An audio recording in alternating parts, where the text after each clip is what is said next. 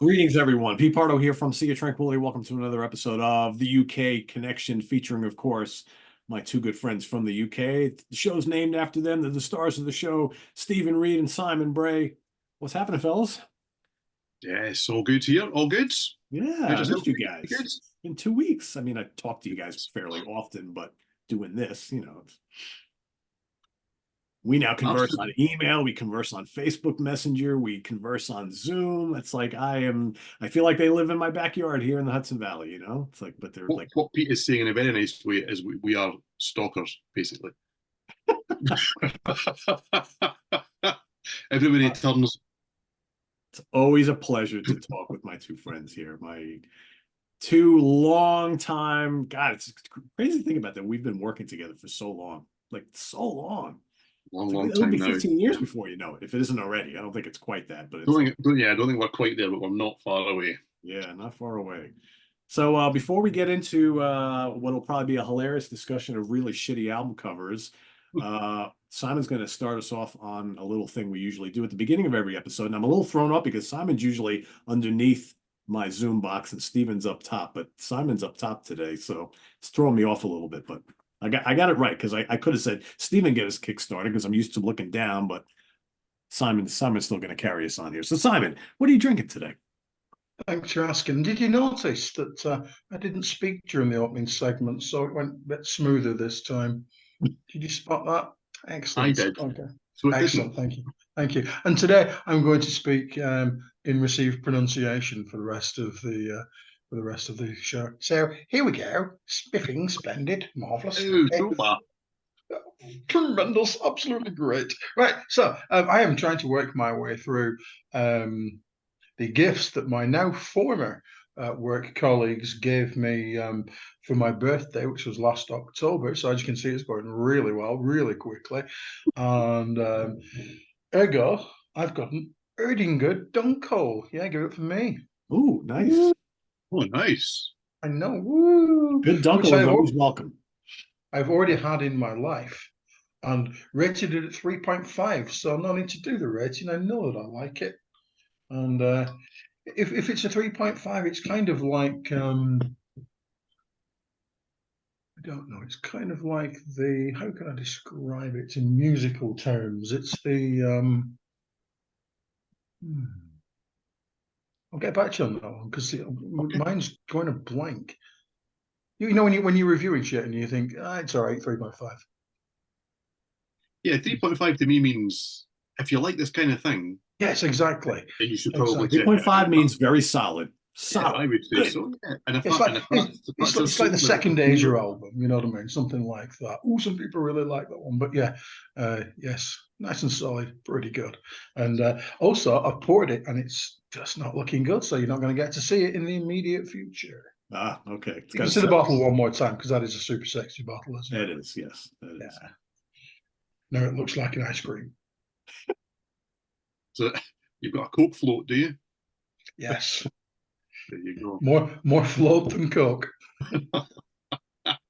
Now, I am in Glenspian today. So the Glenspian Brewing Company from Lochaber in the Highlands. Okay. And this is a dark mile, 5%. It is Scottish blackcurrant and vanilla porter, is what it is. I have pre-poured because I'm not brave enough to pour here. So it looks like this in the glass. I made a point of getting a dark beer because I said a couple of shows now, you've all got dark beers, and I'm really jealous because I look at them and go, that's what I should have had. So today I do blackcurrant and vanilla in a porter. I don't know. Let's see.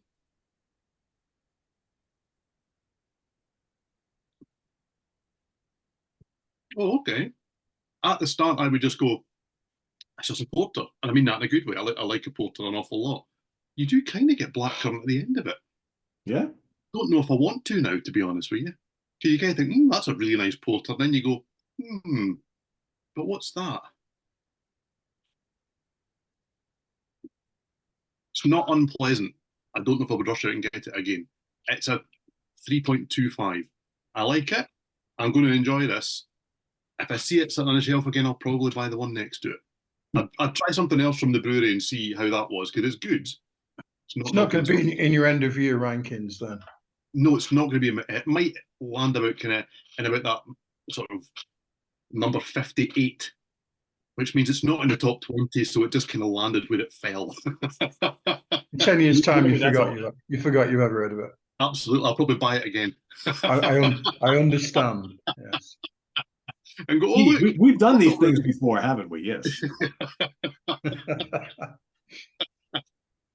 All right, so leave it to the dumb American to kind of go against the grain. Steven's talking about how the last couple episodes Simon and I have been drinking dark beers, and Steven went against the grain. Well, today I didn't grab a dark beer. I should have. I saw it sitting on the shelf. I'm like, let me go for something a little lighter today. So I went with a Grip and Rip. And of course, you got the interesting skeletons with the heads on fire. No, it's not Ghost Rider, with a little hoppy thing in the middle. And this is a Kolsch style ale.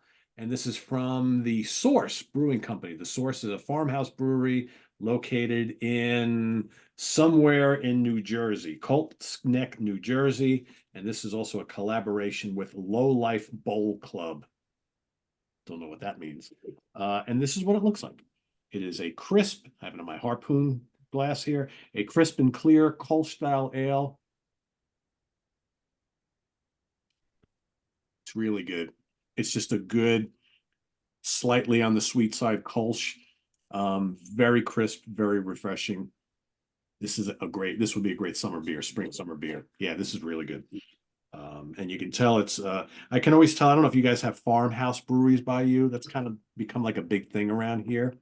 So these are these breweries that are not in a old warehouse and they're out on a farm somewhere and they use like all the local grains and things like that. You can kind of tell when you're drinking a beer from a place like that because they don't have all those normal hops that everybody else uses. So it's just not like got all that citrusy hops things going on. It's just a good old fashioned German style ale. Really good. It looks proper. It looks authentic. 4.0. Yeah, I like this a lot. That's really good. Yeah. Here we go. Cheers, gentlemen. Cheers. All right. Cheers. So he does not want us to see that. That is, it's worse than some of the ones that you've done. That's how bad it is. Basically, you just had a mouthful of soapy suds there, haven't you? Yeah. Now it's all in the glass, so it'll settle as we if we ever get around to talking about the subject at hand. Gotcha. Ooh, the subject, yes. Don't know why we'd do that. I could literally talk about beer the whole time, but it's we did go through the whole motion of picking out these albums and album covers to show off today. So I guess we should talk about them because God knows people who watch this channel love when we talk about shitty stuff we hate, stuff that looks terrible. I would argue every album cover that I picked out for today is damn bad, really bad. And it's funny because I had to check myself because I'm like, well, you can kind of understand why like a new band that has no budget that nobody knows of maybe just releases an album with a lackluster, cheap looking album cover, right? But I know for some of mine, if not most of mine, I was like, these bands and labels should know better. And that is a theme for most of mine. I have a couple that are a little bit more on the obscure side, but for the most part, these are very well-known bands. And why they release these albums with these albums covers is beyond me. So, yeah. So with that being said, I'm very curious to see what you guys have come up with. Steven, we were talking before we went on the air. Steven's like, I wonder if we will duplicate any. And I'm thinking, how is that possible with so many bad album covers? You never know, right? You never know. We'll be surprised here. We don't know because we don't compare notes on these type of things. So, Simon, I guess I'll have you kickstart us off with your first pick. Yes, you will. I do believe I found this more difficult than you. Firstly, because I'm assuming it's because I'm not the kings of prog like you two crazy cats are. So you've got loads of brilliant album covers, and whilst I have very little to no prog in mind. No, in your life, I mean. Oh, in my life, yeah, sure. I mean, this high bar you see of prog covers. I think exactly. is what I'm trying to say, which I get. Yeah. I have bought albums in my life because I thought, "Christ, that looks good." And I have bought albums in my life that I thought, Christ, that I'm going to buy it anyhow. But I think, as I recall, did we come up start this because of the terrible Kenny Loggins cover, which I wholeheartedly say is terrible. Yeah, it is. Simon, I still feel that is when you hold it up, really needs to go. Oh, it's just got that So on it. monumentally bad, doesn't it? Looks like they stuck a bog brush on John Waite's head or something, doesn't it? It's just It's like somebody electrocuted John Anderson. yes, yes, Accrington's finest indeed. It's So one of those covers you see and you go like, oh, oh.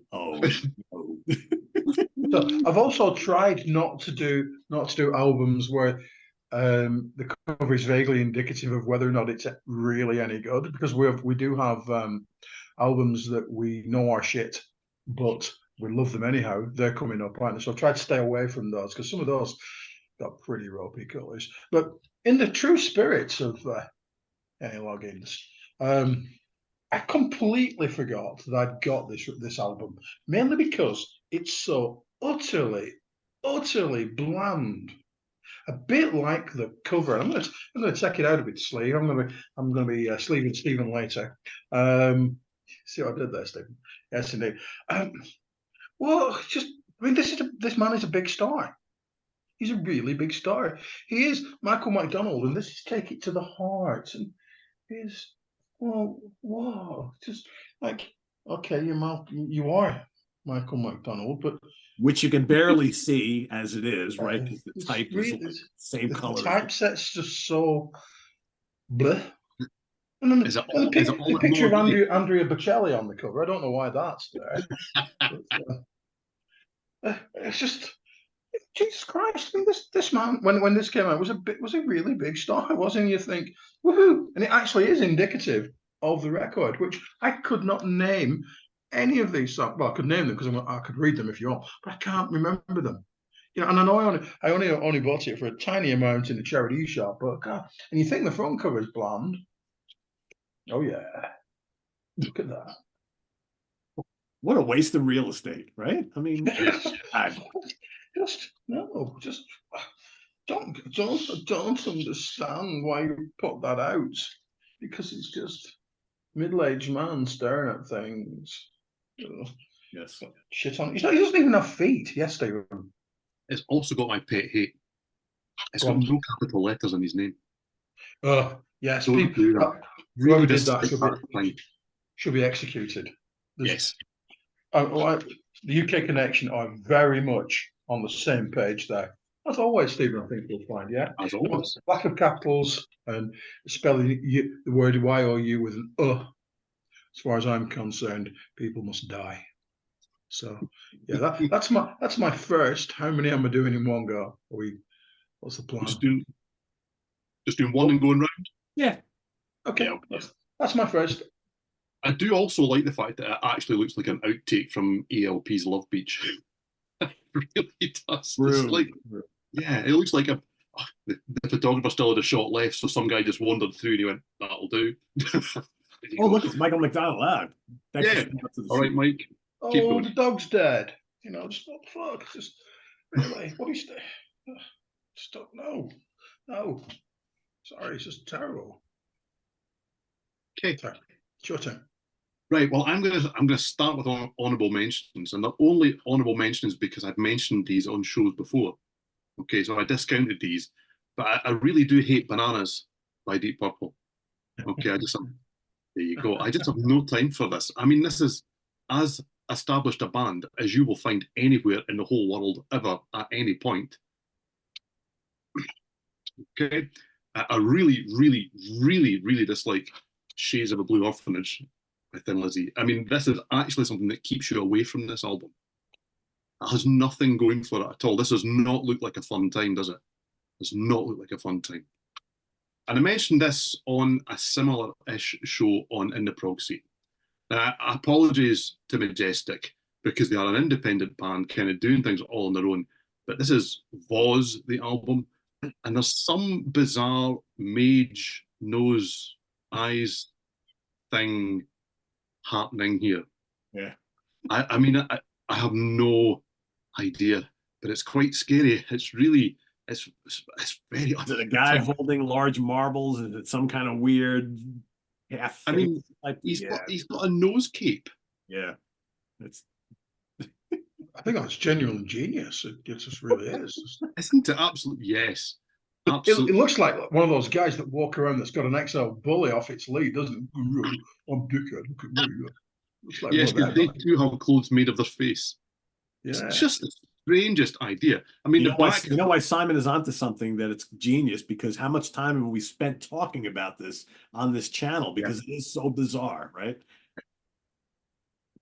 Anyway, so the other ones I'm not going to mention. Okay, so I'm going to start with, well, something similar-ish. Okay, so this is another massively established band. This is Uriah Heep. This is Innocent Victim from 1977. This is just, I mean, I can't particularly draw, but I know this is rubbish. Okay, I mean, it's just, it's got to be one of the friendliest monsters you've ever seen. There's nothing sinister here whatsoever. I mean, there's nothing to feel victimized about. And bizarrely enough, every time I see it, I kind of go, yeah, because he looks like a friend of Roland Rat's. It's the strangest sort of concept here. He just looks like, yeah, he's happy to see you. It's just awful. Yes, Simon. Pete's nodding along like he's familiar with Roland Rat and your Roland Rat style noise. I'd just like Pete to explain Roland Rat to me. I have no idea. I just like, I like that. I know what it does. Oh, Stephen comes up with a reference from the 1980s, and while Pete doesn't get it. Well, I mean, he was basically, he was a TV star. I mean, he was a puppet, but he was a TV star, not a kid's puppet, Okay. but He was kind of a on kid's his own news program, wasn't he? Yeah. Hmm. And that's what it reminds me of. I mean, snakes, I appreciate, are hardly the toothiest of creatures. But I mean, this one's lost his false teeth. I mean, he's drooling and he's dribbling. I mean, that blood is not threatening. This is basically the sock puppet of doom, is what this is, isn't it? I mean, you really can imagine. That's what this is doing. And it's a really good album. And every time I pick it up, I go, yeah. That's my first one. And sad enough, a couple things. Sad enough, I have a T-shirt of that. I don't know why. B, yes, it's totally not menacing. Where the Abominog album cover totally worked, that doesn't work at all, right? Yeah, Abominog's It looks like brilliant. a long lost refugee from the old Land of Yeah. the Lost children's show with the dinosaurs and shit. Yeah, it's I just, mean, it doesn't help that it's 100% face on. I mean, there's no perspective here whatsoever, so it's a big flat-faced snake thing. But it is, yeah, for sure. All right, so like Steven, I'll get done. I'll throw out a couple honorables because I couldn't decide which ones to do here. So I had bananas as well. This to me has got to be the laziest album cover ever by a major band. Yes, talk. I mean, my 3-year-old granddaughter could probably do something better than this. Is this a Rolling Stones album, or is this like Miami Vice? That's the worst. I was going to do that, but I don't own it. That is a shocker. Oh, how terrible is that? Jesus. And then this, I get it. It was early in their career, but no, Supertramp, indelibly stamped. I'm all for naked ladies' breasts, but that from now on will be a tagline of the channel. yeah. And then our last honorable mention is Grand Funk Railroad's All the Girls in the World Beware. I wanted to put this in my top 5. It's just so ridiculous. You got these muscle-headed goons with the Grand Funk guys' heads superimposed on them. Yeah, it's just ridiculous. Anyway, on to my first pick. This is another example of just real laziness by a band and label, SPV Records, who should know better. And this is a big deal because this is like another reunion album with the classic lineup. And all we get is this. The album is UFO. The band is UFO. The album is Sharks. It's the worst depiction of a shark ever. It looks like some kind of really bad Photoshop. I mean, come on, man. First of all, why call it Sharks? The fact that they went there already is an issue. And then you put this, and then on the back cover, there they are. And Michael looks terrible. This is during that period where he's just, having a really weird time. And it's just like, what is appealing about this? This is like, you go through the album racks and you see this, you're like, oh, a new UFO album? Ugh, this looks like some cheap, maybe compilation or something. I'm not buying this, right? It's a pretty good album. That is a shit cheap album cover. So. Back to Simon.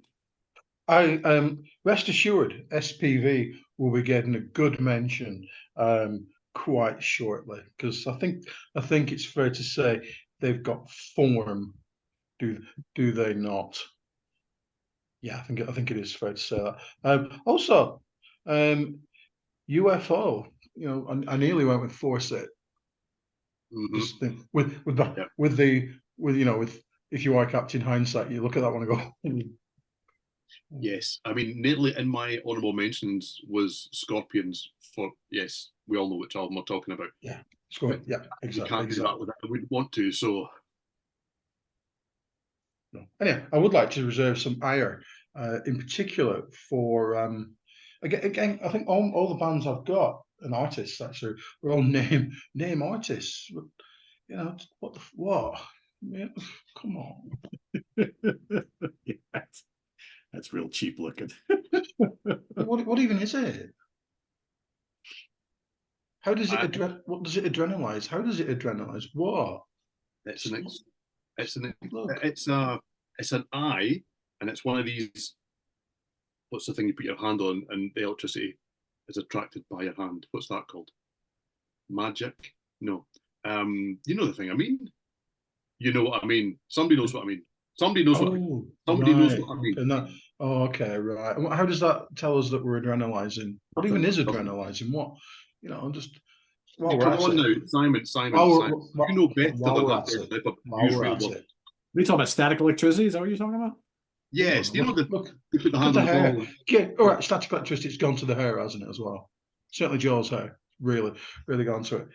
And Def Leppard were quite a large band. Yeah. Yes, quite a large band, and that's just terrible. And weirdly, it's an album that's really grown on me recently. But when I play it, I put it face down. Yeah. So yeah, it's just shite. Just not good. I just don't get it. Are you getting it? No. Let's not. See what I did there? Let's not go there. Let's not do it. Isn't it? Yeah. Come on, Steve. Your turn.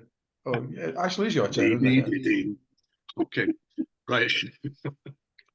Yeah, there's a theme here of labels that should know better.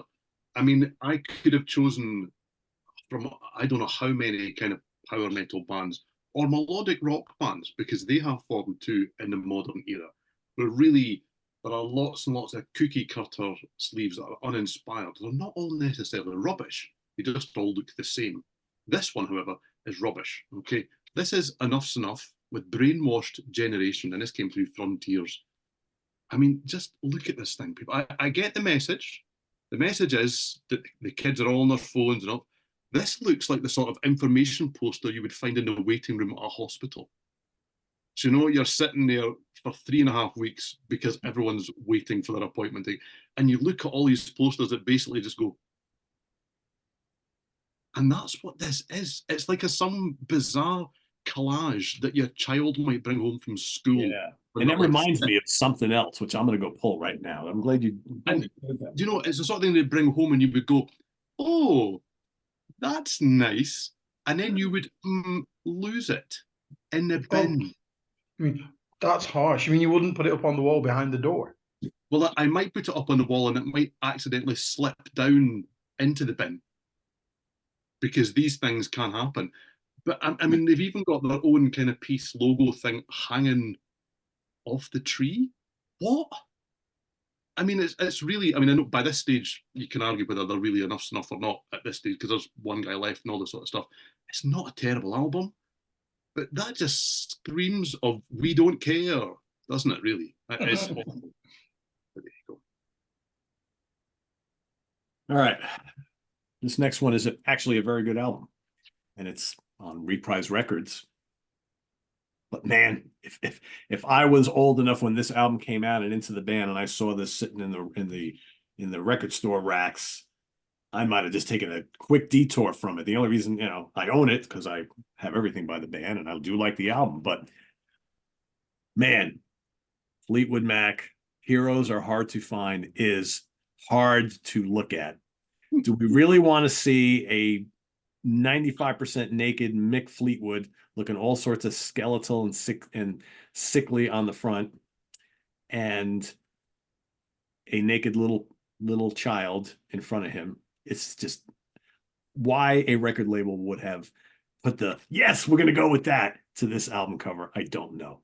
It's a really good album. This is one of the good Bob Welch era albums, but man, I'll even take it out of the jewel case so we can see it in all its glory. That's horrible. Yeah, it's horrible. Like, why? It's distasteful. It's very distasteful, right? It totally is. I mean, why Mick would want to do that, I have no idea. I would guess that with the three images, somebody thinks it's artistic. I'm sure there's a message there somewhere. But the only one that I take from it is it's just awful. It's terrible. It's a good album, but yeah, no good. All right, back to you, son. Okay, I'm going to seamlessly put my honorable mentions in with everything else. Some people would call it cheating, because I've got a little section coming for you crazy kids right now called Repeat Offenders. Some artists have really shitty covers. And Stephen, I happen to know that you've got this particular album. Sleeping with the Past by Elton John. What? Elton John's album covers got progressively shittier, didn't they? Really, just go to the chiropractors, and while you're there, yeah, there you go. Just get a bit of a thing. Yeah, that's it. There you go. Well done. Excellent. But for 1997's The Big Picture, clearly somebody had seen the Kenny Loggins album and gone, oh, make it like that. Please, just Elton, just. He doesn't look well there. He does not look well. Doesn't at all, does he? And I'm sure one of his ears is missing. It's just, Elton, no, fella, no. Also in that particular category, right? And these are two albums that I wholeheartedly love by a band that you all know that I wholeheartedly love. Freedom Call. Oh, that's terrible. They have some pretty good album covers. That is not one of them. They do. But this is not. Just in case you're wondering exactly how metal this album is, let's have a look at the back cover. So fucking metal, isn't it? It's just metal. Metal is a metal thing that's really quite metal. And inside, look at that. Classic pose, though. There you Absolutely. go. Yes, indeed. Just, I love the record. Really, it's got the Ace of the Unicorn on, which just is more brilliant. Absolute genius. What is it? The Ace of the Unicorn. Ace of the Unicorn, not Unicorn. You think you've heard Happy Power Metal, or you haven't until you've. How can a unicorn have an ace? Simon is about to make a wrestling joke. Yes, he is. Got that klaxon alert. People out there will find this semi-amusing. You two probably won't. Right, so Freedom Call on their Master of Light album, which of course includes Metal Is For Everyone, because it is. Also had Robot Drew McIntyre on the front. The Scottish Warrior. Absolutely. Delivering the Claymore kick of metal. Yeah, just look.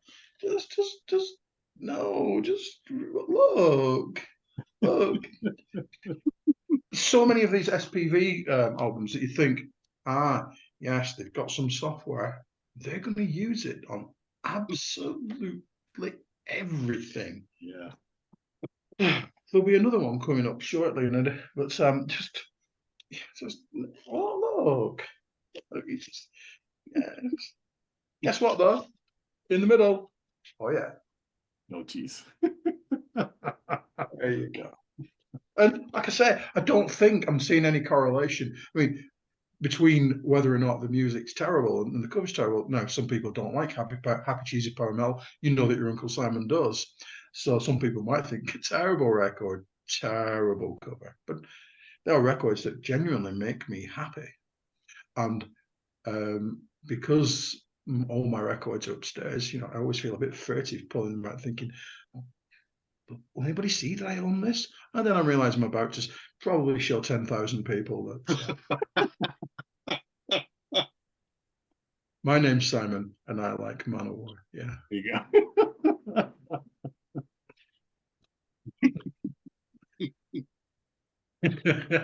Yes. Okay. I'm done. So my next one would appear to be the soundtrack to Weird Science. Okay, it's not. This is the second album from White Sister. This is Fashioned by Passion. I mean, it's such a straight lift of Weird Science. It was released in '86, I think it was, the year after Weird Science, and it basically is trying to say, I'm a pop and R&B record. This is a bizarre thing for an AOR band to have put out there. It's strange. It looks like a disco album. Yeah, it looks like Shalimar. But it's definitely like just it's the Weird Science thing. It is just such a straight lift.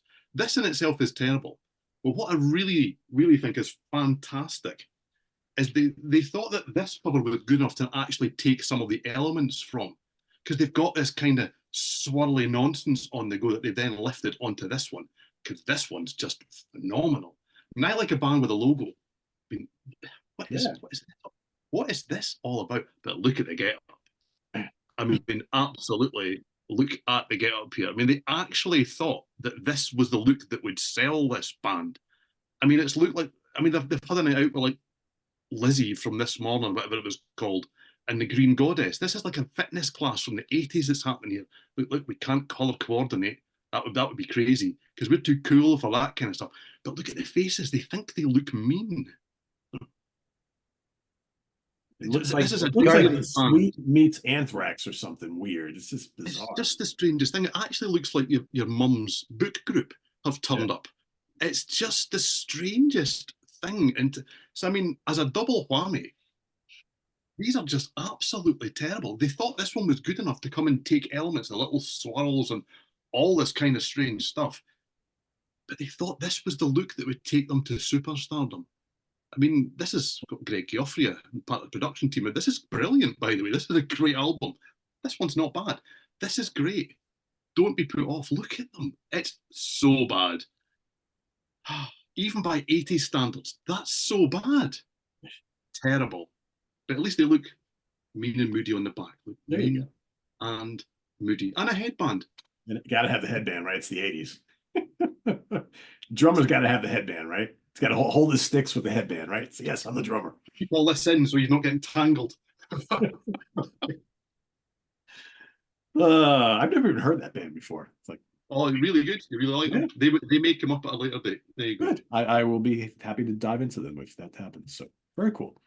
All right, so here's a German band that not the most famous band, but folks who are into like 70s prog and heavy rock, I'm sure know who they are. This is not one of their better albums, and it's probably one of their worst album covers. They have another album cover that's a bigger offender, but we've showed that on the channel numerous times. But this is just as bad for all different reasons. The band is Birth Control. The album is Count on Dracula. First of all right, let me take it out of the jewel case so we can get it without any glare. So, first of all, you could tell that this was probably a black and white original photograph.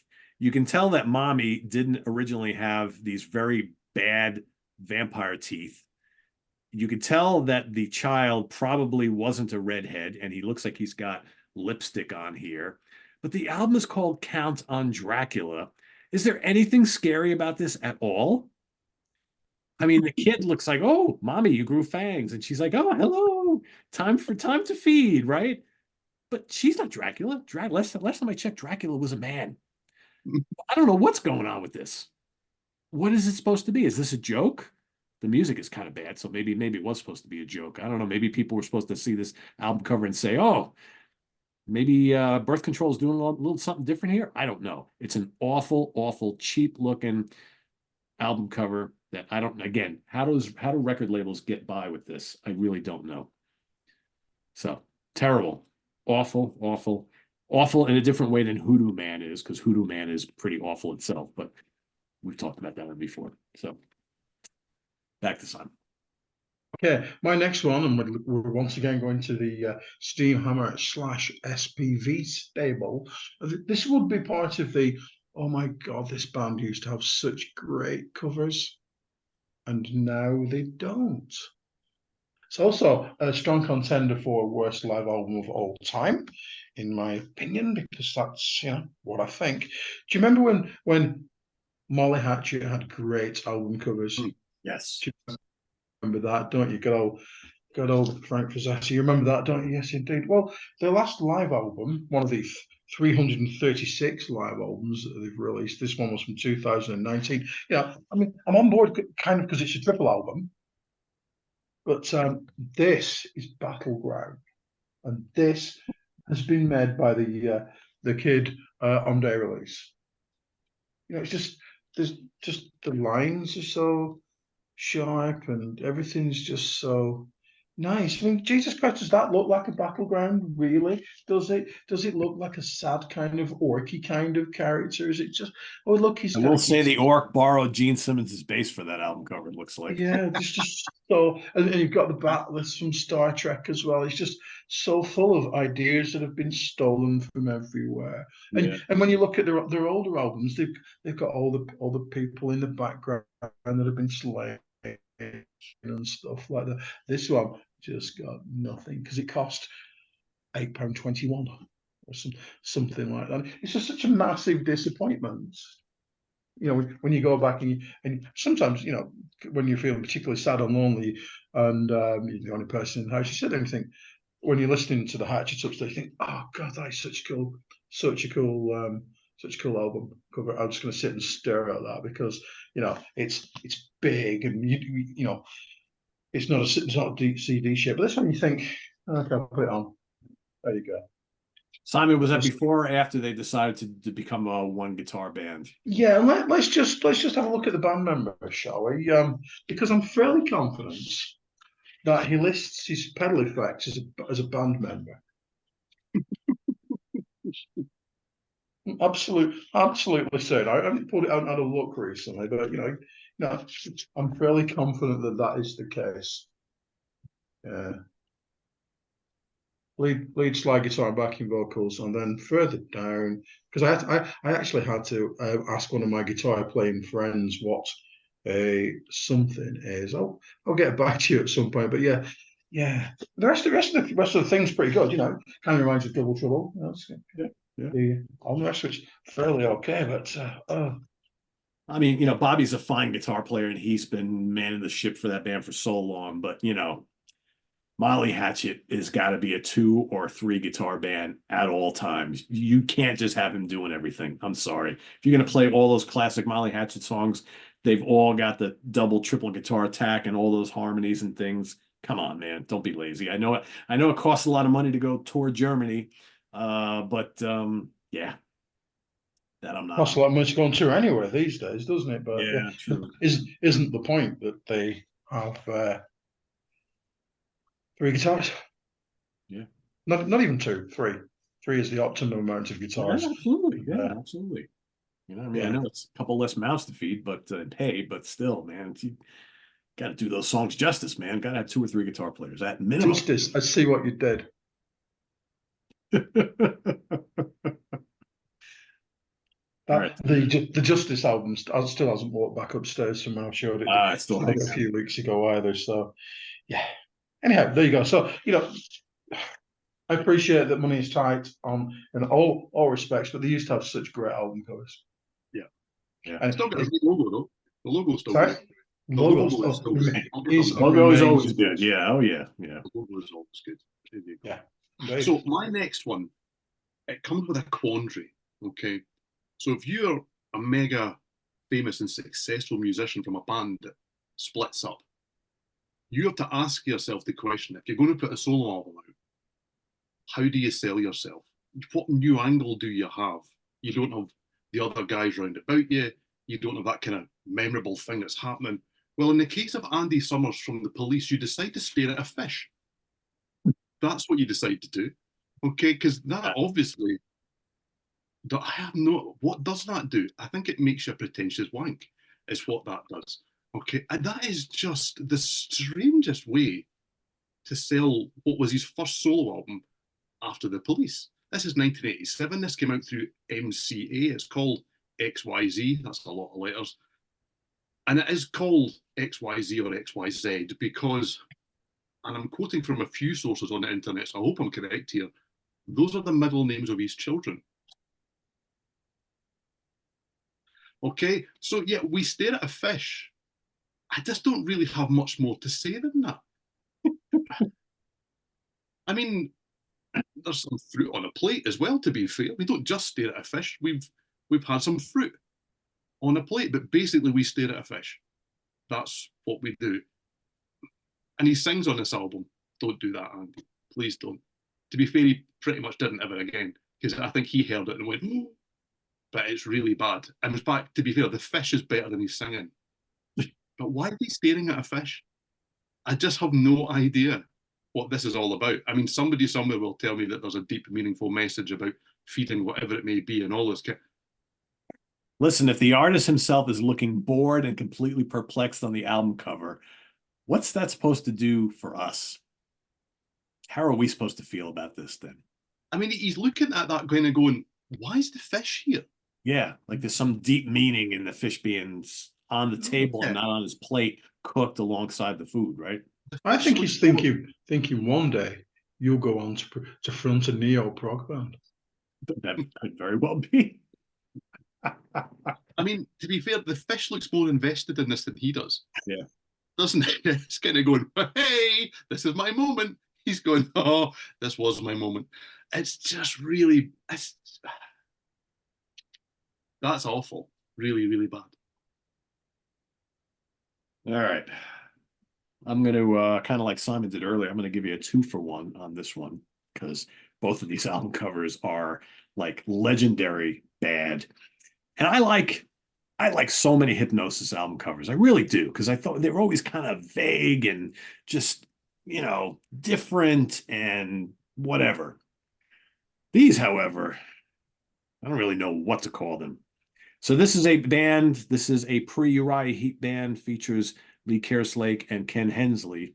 The band is called Toe Fat, and the album cover is The Arrival of the Thumb Men. Really? Yeah, the Thumb Men, right? What? What does this have to do with Toe Fat? Toe Fat. It's just, yeah, it just.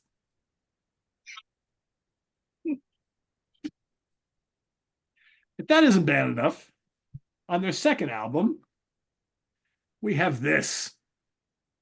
What is, to this day, I've had this forever. I still don't even know what this is. Is this a collection? Is this like the insect graveyard? Is this rotting meat? Is this something that just was ready to go into the barbecue? I don't know what this is. I really don't. It looks like you got some worms and centipedes and bones, and I don't know. It's just gnarly. What is this supposed to represent? I couldn't tell you. I just know that, if this is the early 70s and someone is going through a record store and they see either one of these album covers, are you really going to say, wow, look at that, I got to have that one? No, you're not. You're not. And that's why both of these Toe Fat albums didn't sell a lick. Sorry, Hypnosis, major fail on this one. But, how many times have we talked about these bad album covers in all the years since? So it's almost like they're more famous for the fact that the album covers had pretty good albums, though, I will say. But yeah, that's just atrocious on both of them. Okay, finally. Simon's going to have nightmares of toe men tonight. Well, I thought it looked like a Right Said Fred album, so what do I know? So finally, albums with band members on. Yeah.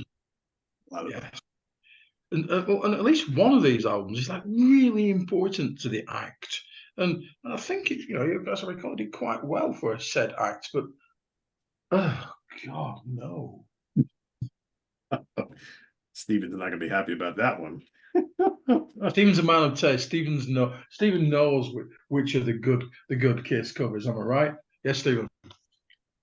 Yes. I'm gonna out myself here and tell you that that was the first Kiss album that I bought, and I bought it because I liked the cover. Why not, right? Explain yourself to the class, Steven. I'm not going. Well, I'm okay. I'm sorry, Mr. Bray. I don't necessarily like the cover now, but back then, and I bought it the same day that I think I bought Tooth and Nail by Dokken, which nearly appeared in here too, because that monster looks like a thumb, strangely enough, poking out of a bit of tinfoil. So that very nearly made it on here too. And I bought both those albums because I went, they're cool.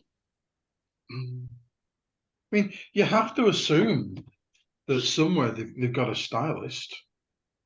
Oh yes, that I'm sure that cost a fortune, that photo shoot. No doubt. It really would have done, wouldn't it? So, Vinny, you can have look purple, excellent.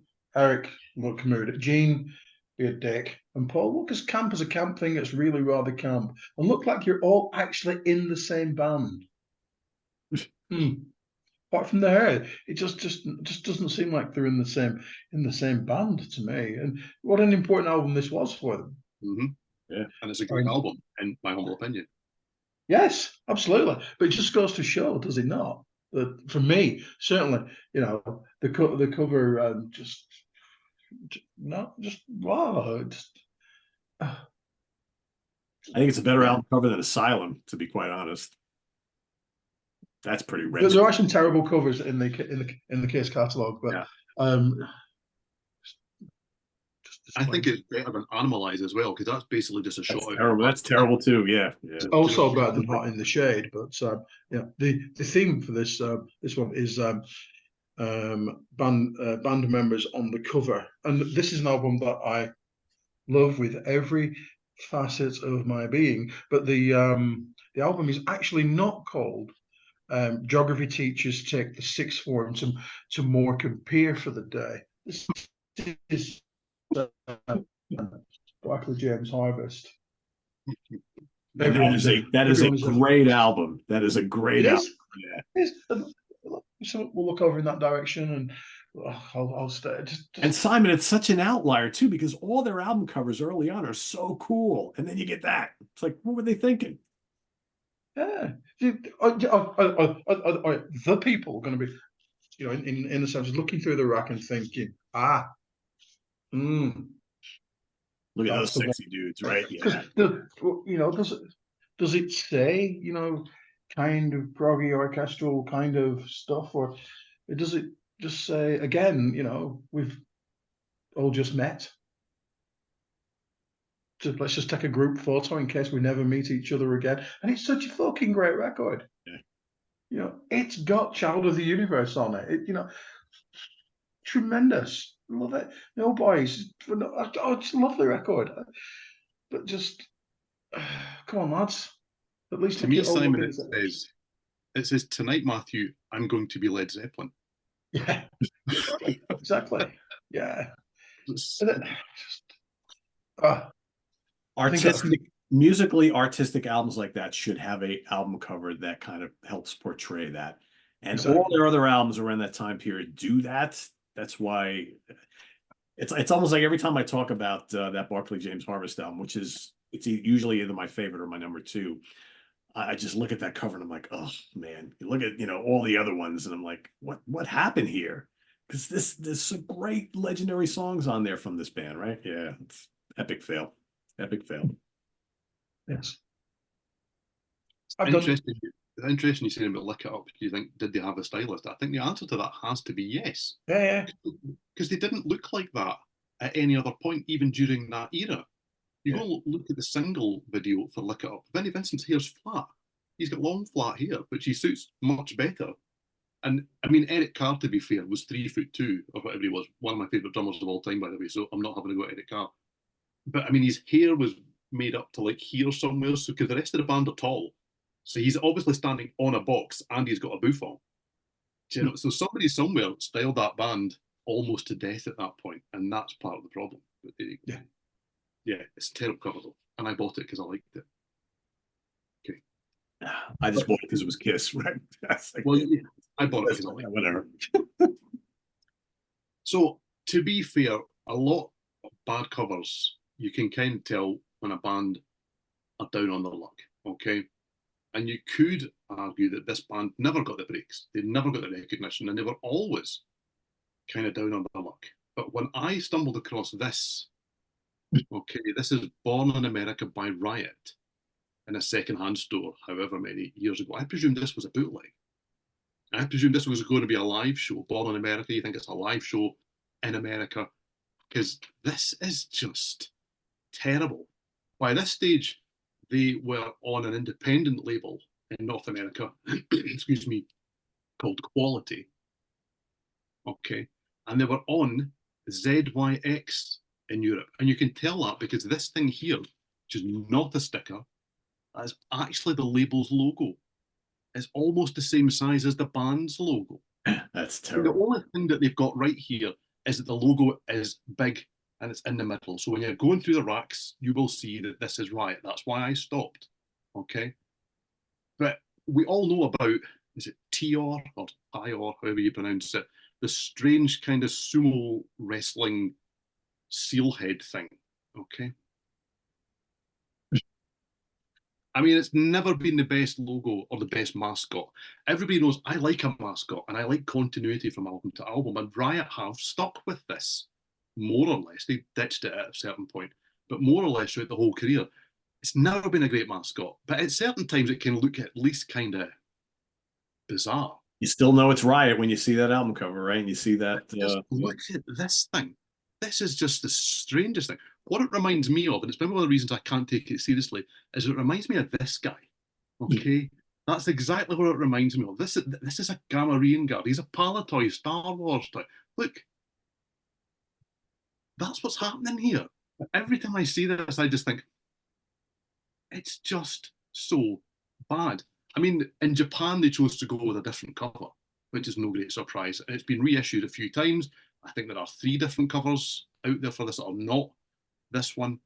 This is just, I mean, can you not, I mean, I don't want to offend anybody. Can you not be burnt for doing this with the American flag? Do you know, this is, why is it sideways? Yeah. Who thought that this was a good idea? Who thought that these were a good idea? Who thought that this was a good idea? And there's lyrics on the back to one song, just the title track. Why? I presume because we couldn't afford a photographer. Would be my guess. I think that we're doing everything we can not to put the band anywhere on here. But this is like a bad Atari game or something. It's really, really awful. And the album's not bad. It's not No. their best. Okay, it's not their best. The first couple of albums are really top-notch stuff. But its main redeeming feature is one of the best Cliff Richard covers you'll ever find. If you want to hear a rocked-up version of Devil Woman, this is where you should be. Okay, and everyone wants to hear that. Everyone wants to hear that. I'm looking it up right now. I'm sure you are. But wow, I mean, how bad is this thing? Just how bad. It's so bad they put it on twice, but very small. Very little. Do you know?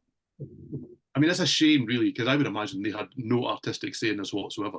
I hope. But that is not how to sell an album, is it? It's really not how to sell an album. If you'd never heard of Riot before and you just saw this in the racks and thought, oh, okay, and then you saw that, no further. Okay, you'd have gone and bought this guy instead. That's what you'd have done with your hard-earned cash. You'd have gone and bought your Gamorrean guard. That's what you'd have done. But there you go. I hate this album cover. It's a good album, terrible cover. That's a great choice. I didn't even think of that. Yeah, that is pretty atrocious. It was the first thing that popped in my head when this topic came up. Oh, really? Yeah. Because it's just, it pains me. Every time I look at it, that band must have gone, oh, when they saw that. They must have looked at that and gone, oh my God, our name's on that. Can you believe our name's on that? Have you seen the covers before? I don't love them, but at least there's a bit of artistic effort in them. Yeah. I mean, some of them that are bad even have a bit of message in them. But you just look at that, and they must have gone, oh, what have we done? You know, you talked about logo placement on an album cover before. And my last choice here is a perfect example of how you don't place a logo on an album cover. And I would also state that this album cover by this band probably didn't do them any favors. And I'm sure the leader of the band probably looks back on this album. It's a pretty good album, but I'm sure he looks back and said, yeah, that wasn't a good career choice for us, because it basically states that the music contained in this album is probably not exactly what you might expect from this band.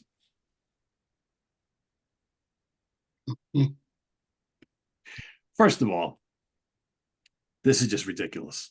When you have a great logo like Y&T's logo, this is Y&T 10, by the way, you proudly display that. You proudly display it where it's supposed to be, which is across the top, front and center, not on the side, all squished together, because really all you can see is this lovely lady here, right? Yeah. The UK one, we got a better version because at least it's in the middle. But Yeah, it's still, much better, right? This is terrible. This is just absolutely awful. And you know, again, to get the full effect, right? Let's just do it. This is not what Y&T was all about. And Dave Menichetti will be the first one to tell you that, but I'm sure they didn't really have a choice here. But yeah, just epic fail. And this is a band who have some seriously good album covers, especially like a few of them before this album. You know, maybe the first two, not so much. But certainly most of those 80s album covers are pretty damn cool. But maybe none of their album covers ever really truly represented what the band was all about. This certainly doesn't either. So I think this is kind of an epic fail, but a good album. You know, again, it's pointing too much in this whole hair metal, glam metal direction. And I'm sure that's what the label wanted, because the label wanted a big hit from them, and they hadn't really gotten at that point. And then I did want to show what I went and pulled off the shelf before, which one of Steven's choices kind of reminded me of. How about this album cover from a debut of an American metal band? You know, and I guess you can call them a progressive metal band, but at the time they were just a metal band. And you would think that you want to make some kind of impact with a really cool album cover, and instead we get this from Fate's Warning, Night on Brocken. Let me show you this. It's just absolutely awful, considering what came after, like with the Spectre Within and Awaken the Guardian. What is this? Is that supposed to be menacing looking? It's like you get this kind of weird, goofy looking guy with a torch, and then there's like a scantily clad woman who looks like she's dead or passed out. There's a dog. There's two kind of weird, I don't know what these are, beings that are like half buried. And then this woman looking out over a field. What's in the field? I don't know, some badly drawn church. And then there's some old guy and a wolf. I don't know what's going on here. It's badly drawn. And it looks more like some weird, obscure prog album from the 70s than it does like a metal album from, 1982 or whatever year this was. So, yeah, not a good start to the career of Fates Warner with this really cheesy Somewhere album. Richie Blackmore's going, whatever happened to that cover that we commissioned? where's my hat? Where's my hat going? Where's it gone? Yes.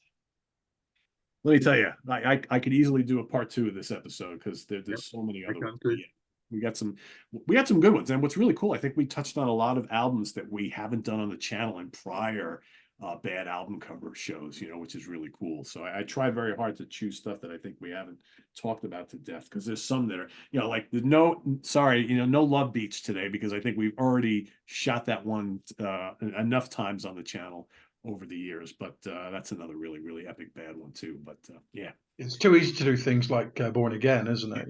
Hey, fish, barrel, shoot. Yeah, there's some really obvious ones for sure. So anyway, for everybody watching, down in the comments below, list some other ones that you have thought of that are just really, really atrocious for all the wrong reasons. And again, it could be a great album or a bad album. We're really not going for we're not rating the albums. It's just the album covers themselves. So anyway, Steven, you want to give everybody a little preview of what they can expect in 2 weeks? Yes, in 2 weeks' time, we are heading back to a topic that we have not done for quite some time. I'm going to keep you in suspense, Uncle Simon, because I think he's forgotten. Has he been listening to these albums? Let's find out. We are doing the AOR Melodic Rock Show. Okay, so we have a classic. Oh, look. We're doing broadcast by Cutting Crew. Okay. The Underground Classic. Can you mind that one? No? Okay, fair enough. It's Archangel, isn't it? That's just it. Yeah, okay, thank you. Yes, we are doing the self-titled debut by Archangel, and for they made an AOR album. We are doing Misdemeanor by UFO. Look at that. I think you should do that entire next show in mine, Simon. Can you be Lionel Blair? Oh, and Lisa Goddard. Okay. So, sorry. And Michael Parkinson. Anyway, that's enough of that. Okay, so yes, it's the AOR Melodic Rock Show next time round. Cutting Crew, Archangel, and UFO. Get your homework done now, everybody. That's right. You got 2 weeks. So get listening and join us for the next episode, and visit us in the meantime. Visit us on the web at www.seatranquility.org. We're on Facebook, we're on YouTube all together all the damn time. Should we all be drinking dark beers next time? Because I'll make sure that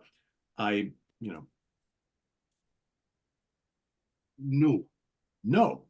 I already know what I'm drinking next time. I never think that far ahead. Let's not confer like we don't confer on anything. Okay. That's true. We don't confer on anything. So yes, no. I made it up with a dark beer. I think last episode was the only time I ever told you guys what I was going to drink on the next episode when I had my Guinness, right? That was because I had to use my new Guinness glass. So, but yeah, okay. I generally don't decide. It's literally like 10 minutes before we record. I just go to the fridge, I open it up, I'm like, yeah, okay, that looks good.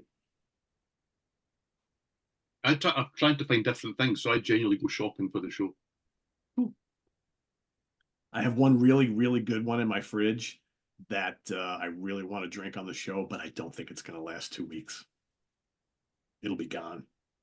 I could probably hold off. Maybe I'll push it all the way in the back. That's terrible, Pete. This is the only time that I drink is when I'm on this show. Yeah. I got a bridge to sell you, man.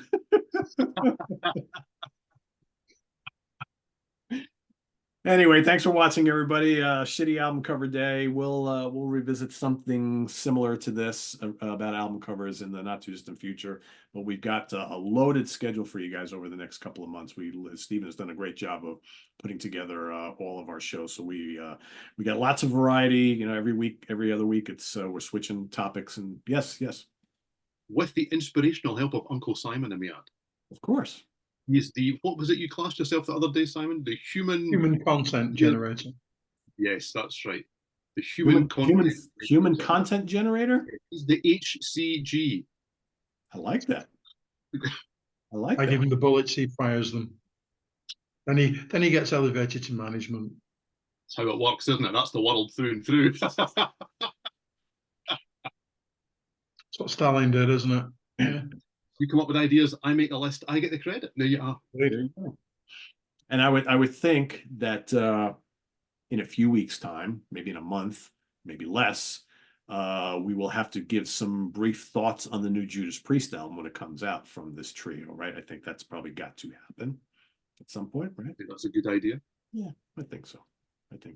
You know, I realized we never did like a trio roundtable review of the new Magnum. I know it's been a weird month and a half in Magnum world because, you know, we lost one of the founding members and then the album came out and it's just kind of like, you know, but yeah, maybe we'll discuss and we'll maybe do a little something at some point. So anyway, thanks for watching, everybody. Visit us on the web. Did I do this already?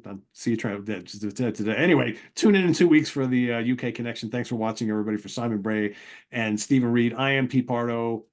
Have a good rest of the weekend, everybody. Stay tuned for Ranking the Albums coming up tomorrow. Till then, see you soon. Bye-bye.